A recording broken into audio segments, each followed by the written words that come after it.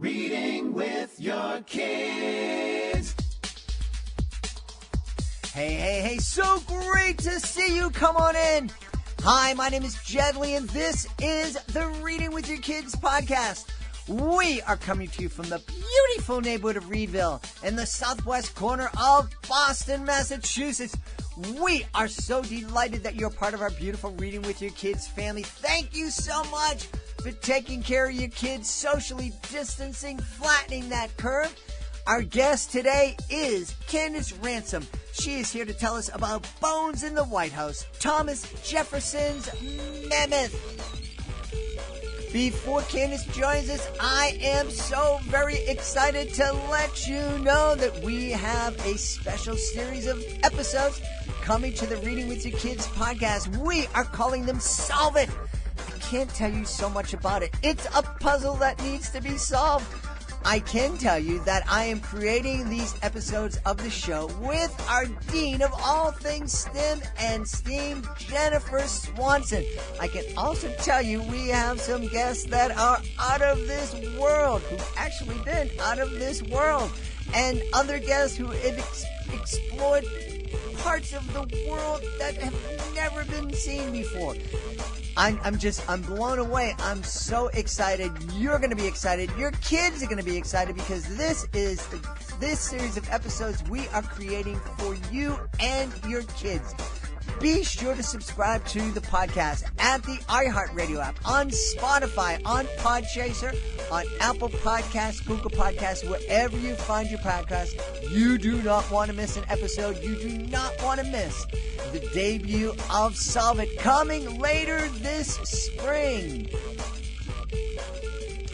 Joining us on the line right now from one of my favorite places in the world, the Fredericksburg area in Virginia.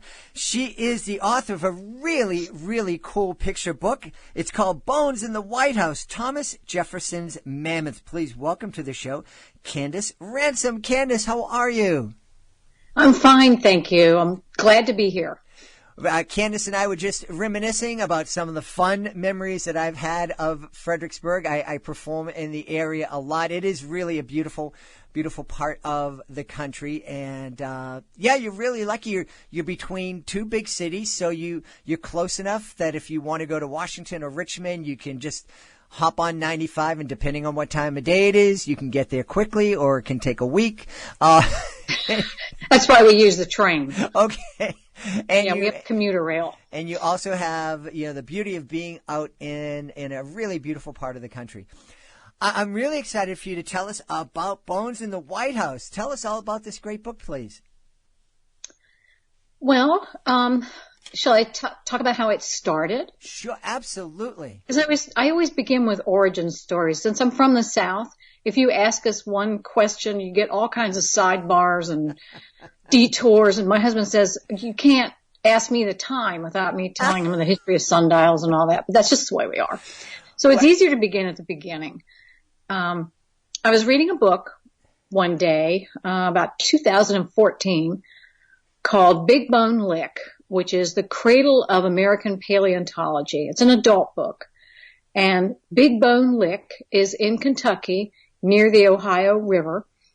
And it was a place that was one of the few special places on the East Coast where prehistoric bones are easily found, at least certainly by the early settlers. So in the 1700s, and maybe a little earlier than that, but the American part starts in the 1700s, early 1700s, when Kentucky was considered the West, and it was populated by mostly a few settlers, but mostly explorers and trappers and traders. And they sent back reports of saying that they found this place in a kind of a marshy, boggy area, and they found these bones that were so big. They've never seen anything like it. At first they thought they might be bisons, but they were too big for that even, for those that had actually ventured further west and seen bison. They used the rib bones to to drape their tents over them. They would sit on the vertebrae as camp stools. And then finally they started bringing these bones back, femurs and tusks. Tusks would be 10 feet long. The femurs would be, 3 feet long. Those are thigh bones. And people started to get excited. Now, what is out there? Thomas Jefferson heard about these rumors, and he wanted to know what was out there and what was this one particular creature that seemed so much bigger than anything else they had found. So that's how I read the sentence in the book that was towards the end, and it said something to the effect of, and that a delighted Thomas Jefferson opened 3 crates of fossils, although they didn't use that word much in those days. They just called them bones, in the East Room of the White House. And at first I skipped over that, and then I went back and I said, what? Thomas Jefferson did what? In the White House? So that means he was president, and he had crates of fossils.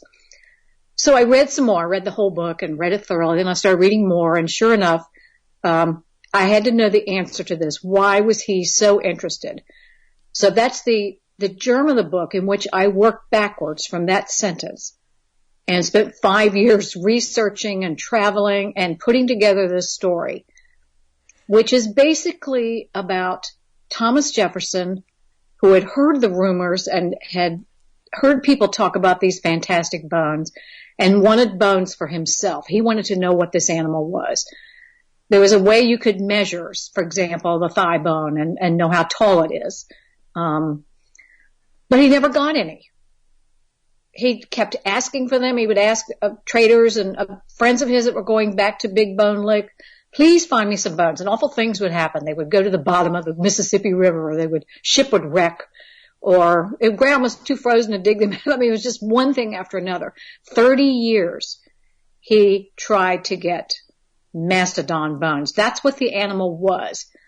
But in the early days, they called it a mammoth because the only thing they could compare it to was the Siberian mammoth that had been discovered in Russia.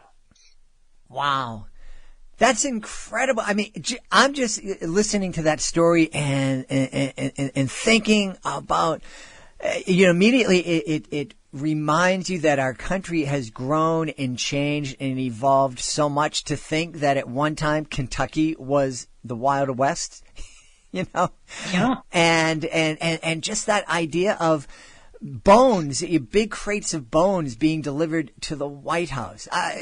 My imagination is on fire here, and I imagine that if my son was still 5 years old and we're reading this book, that his imagination would be just as ignited as mine is. Well, certainly Jefferson's was. He was a very curious man anyway. He was always interested in the world around him. He was interested in science. He was interested in nature. And he liked having a puzzle to solve. So this was kind of right up his alley. Other founding fathers were getting bones, Benjamin Franklin, George Washington, but Jefferson never did. He was always in the wrong place at the wrong time. Because he was a public servant, he was holding office a lot. He held every office there was until he got to be president. And he was sent to France to be a representative, an ambassador. And he was gone for a number of years while things were happening in America. But when he became president, what he wanted almost more than anything, was after he'd been to Europe and seen what the scientists there were doing, which was much greater than what we were doing, which we were a brand new country. Sure. 1781 we started. And so we barely got off the ground. He wanted the new republic to stand on the world stage of science along with countries in Europe and other places that had a centuries head start on where we were. So that was what he was aiming for. And he believed that America, with its undiscovered wilderness, particularly in the West, would be able to show the other countries that we had majestic animals, far greater than they did. He's not going to compare America to Africa, for example, which had giraffes and elephants and things like that. But we once had those animals. He believed actually they were still there. When he sent Lewis and Clark on their expedition west, he said more or less, keep an eye out for a mammoth, because he didn't believe in extinction. It was not a very popular subject then. Darwin hadn't written his book yet. So he thought that saber-toothed tigers and ground sloths and all those things were still out there roaming around some little corner. Wow. This is fascinating. Do you think, I know there are a lot of reasons why America grew so quickly and became so powerful, but do you think one of the reasons for that is because one of our first leaders had that interest in science and kind of directed the country to kind of embrace science and discovery? I believe so. The Louisiana Purchase was an integral part of that. It was a westward expansion. It didn't go all the way west, but it added another 800,000 square miles to the Republic as it was. And not everyone had seen that. Hardly anyone had seen it. So when Lewis and Clark went on their expedition, they went to places that had not been seen by European settlers. Naturally the Native Americans were already there and they had seen it. But they even had sort of a rumor or a legend that said there was a creature out there that might have been the mastodon. And Jefferson found out about that. And so he thought, well, if they believed in it, then he will too. And I read so much about this that I felt sorry for Jefferson because I wanted them to be still alive and out there. Yeah. It was so close to his heart. That was one of the things when I was growing up. There are a number of different TV shows that, took people on for whatever reason. You went through the wrong wormhole, you went through a cave, and you ended up in a land that time forgot. And I used to dream about, that would be so cool to be able to live and see the dinosaurs. It was a much different picture than what Jurassic Park painted about what it would be like. Yes, yeah. They were kind of mixed up with all sorts of things. I remember a movie called The Lost World, which I loved. It was based on the Sir Arthur Conan Doyle story, but came out in 1961 or something. You can still see it, but it was, one of those island plateaus, and they had dinosaurs and prehistoric mammals and all kinds of different tribes of people and things like this. They were all just kind of thrown up there and still alive. But that fired my imagination. As a kid, I loved dinosaurs and prehistoric animals.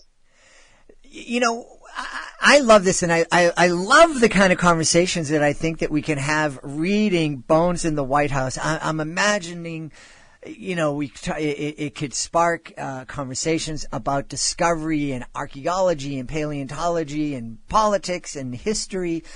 But one of the things I wanted to make sure that I talked to you about was that you became a writer of children's books for a different reason. You actually struggled to learn how to read. Can you share some of that experience with us? Yes. First of all, I grew up in a house with very few books in the home and no children's books. And I had an older sister, and she would bring home her school books, and I would look at those and I think, I so want to learn to read these. I was, 5 and 6, and she was, 6th and 7th grade. And so her books looked interesting to me, but I couldn't read them. So when I finally started school, in those days, there was no public kindergarten, believe it or not, in Fairfax County. Mm-hmm. And so I started first grade the first day, and they just, boom, there it is. You have to learn everything at once. There's no segueing in from kindergarten to kind of ease things. And we were taught, because this was the late 50s, a method of reading called sight reading. I don't know if you're familiar with it. Oh, I am, yeah. You are? Okay. We had to learn the word. There was no phonics. There was no breaking things down. So you learned by sight. Well, an entire generation probably can't spell because of that, because we don't know how words are put together. But I remember my very first day of school, first grade, the teacher pulls out a flashcard. That's how we learned. And she said, who knows what this word is? And she pointed to me. I was like the shyest kid on the planet, and I didn't even know how to do anything. And I didn't know what the word was. The kid behind me knew because it was his name. His name was Bill. And the word was Bill. So if she'd held up a flashcard that said Candice, C-A-N-D-I-C-E, that was the only word I could write, I would have gotten it. But I didn't. And so it was a struggle for me to figure out this method. I desperately wanted to learn how to read, but it wasn't within my grasp until about the beginning of the second semester of second grade. And then it clicked, and I will tell you how it did. Sure. I was trying to read one of my sister's textbooks, and she was telling me about this poem called The Highwayman by Alfred Noyes. And she read me a little bit. The highwayman came riding across the moor. It was just so magical and lyrical, and it was painting a picture in my head. I wanted to learn how to read that poem. But I couldn't. So one day I was sitting there with a comic book. Comics were, very popular in those days, and I was reading a Nancy and Sluggo comic book. It's an old comic strip. And I was trying to figure out the word material. I don't know what the context of that was, but it was M-A-T, that. And I would go matteral, I was trying to sound it out, but didn't know how because we'd never learned how to do that. Finally, I dragged myself through that word until I came up with material. My mother was a seamstress, so I knew what that word meant. From then on, I could read. So I'd like to say that I learned how to read by stumbling my way through The Red and the Black, by Stendhal. It was a Nancy and Sluggo comic book. But that was the key that opened it for me. And soon I was reading The Highwayman for myself. Well, that's a really heartbreaking story that thankfully has a happy ending. We talk a lot about the benefits of reading with our kids, and we talk about the fact that, when you read to your kid every single day, they go to school and they will have heard over 1 million more words than somebody like you who hadn't been read to. And we're always focusing on, the kids who are being read to, and it's, I'm really, really thankful that you're sharing your story about what it's like to grow up without having that benefit. To this day, when I hear people say, my mother used to read me bedtime stories or tell me bedtime stories or, read books, I'd have this wistful feeling that I never had that. And I wanted to read, and, I could have easily not wanted to read because no one was a reader in my house. And there weren't any books. But I became a reader, and then I became a writer because I ran out of things to read in the school library. It was very tiny. So sooner or later, I was going to get the word somehow. I had to make them up myself, and I would do it. And that's how I became a children's book writer. I made up my mind I would do that from the age of 15, and I started right then. I think this is absolutely fascinating because I imagine, and we talk about it, we recently talked about it with a literacy expert, so many kids who grow up without books, without somebody reading to them, they kind of give up and they say, well, and they identify themselves as a non-reader, and that they're kind of, just accept that that's their fate in life. What do you think it was that drove you? Oh, you're going to laugh. We lived in the sticks, number one. Uh-huh. Television had 2 channels. Okay. So there really wasn't much to do. And because we lived in the sticks, we were isolated, and I learned to entertain myself. So I did that by going into the woods, and I'd bring books, and I'd write stories. That was how I grew up. Nature girl who also writes and reads, more or less, and draws pictures. That kind of background's what I came from. And it saved my life. in a way, because it was very quiet where I was. And eventually my sister left home. So that's what drove me. Nowadays, kids have so many distractions. They're wedded to screens. Even when we had our 2 channels and it was kind of a novelty, there just wasn't much to look at. Mm-hmm. Now we have 500 channels and there still isn't anything to look at. I personally, my husband and I do not have television, and we haven't had it for almost 20 years. Wow. I don't miss it. What I do is watch DVDs. So we have a vast library of movies, and I have television shows and box sets. I know that sounds very old fashioned. But that's what we do. And the rest of the time we're reading.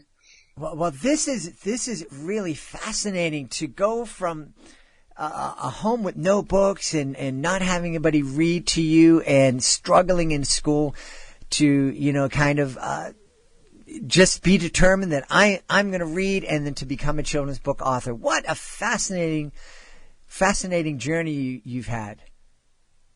Well, it wasn't all roses. My mother didn't want me to do this because it wouldn't earn money. She was mostly right about that. She did know a thing or two. So I got a very slow start. I didn't go to college. I actually went to college when I was 50. In a way, I recommend it. In a way, I don't. I didn't get an undergraduate degree. I jumped right into a master's degree, and then I got another master's right behind that one. One in children's literature and my MFA in writing for children. So the part that I recommend is that I was so eager to go, and I was a good learner, and I didn't have to figure out what I wanted because I already knew what I wanted. Mm-hmm. The bad part is that I had to have a dorm room. And after 50, you don't want to be in a dorm. I'm shocked. You may have stayed in situations like that, but after a while, you want your own bathroom, you want your own parking space, you want your own kitchen, Uh-huh. Yeah, no, I can't. I'm a little bit older than 50, but I couldn't imagine. I couldn't imagine living in a dorm when I was 18. So I know. I me neither, actually. To school. So, well, I know that you've had a fascinating career as a children's author. Bones in the White House is not your first book. You have a number of books that you've written. Tell everybody, please, where they can go online to see all the different books that have come from the imagination of Candice Ransom. Well, you can go to my website. Just use my name, Candice Ransom, and it'll come up. I don't have all of my books on there because I've published 159, and a lot of them are out of print, and I just don't put those on. I may list some that are worth getting through a third-party source or something. But you can go to my website. I have a special page for Bones in the White House, and there kids will find a couple of activities. There's a teacher's guide. There's a Pinterest board. And the favorite thing that I did was I put on a slideshow. I'm not good with videos, but the slideshow shows all the places that I went to research this book, from Saltville, Virginia, which was a prehistoric dig site, to Philadelphia, New York, Richmond, the obvious places like the Library of Congress and things like that, but Charlottesville, of course. And at the very end of that slideshow, you see this tea cart. It's a 2-shelf cart that is absolutely piled with my reference materials. So I think it's interesting to show that. And now I don't know what to do with all that stuff. Well, I think it is fascinating. And I was talking before about all the different conversations that we can have when we're sitting down and reading Bones in the White House aloud with our kids, or co-reading it and then talking about it. I think it'd be a wonderful experience for families to just go and to see all the different steps that you took to do the research to make Bones in the White House as authentic as possible. And I would love that, and I would bet that it would probably inspire a lot of families to kind of do their own kind of research and maybe plan a vacation around, doing some kind of research trip, if not maybe visiting some of the places that you visited for Bones in the White House, to find a topic that everybody kind of loves and go out and just sink into it and to be immersed in that subject in a different part of the country. That sounds like a wonderful idea. I want to go too. Yeah. So anybody who's going, I don't care where we're going or what we're researching, I'm with you. Hey, I can't imagine that anybody listening to this would say, well, hey, Candice turned out all right. She wrote over 150 books. No one read to her. I don't have to read with my kids. You are the exception to the rule. Can you just put a plug in to parents to remind them just how important it is to read and how wonderful it is to read with our kids? I would have loved the experience of being close to a parent who was reading to me and sharing a book. I would love to have books to browse with them and go to the library together. Having books in the home to share and to pick out, go to the library and choose books together. Being shown books, which was something that I missed. It wasn't until about 5th or 6th grade that I had a librarian who realized I liked to read and would suggest titles to me. And yes, take that trip, research trip. Go to bookstores. To me, the bookstore and the library are the most important places.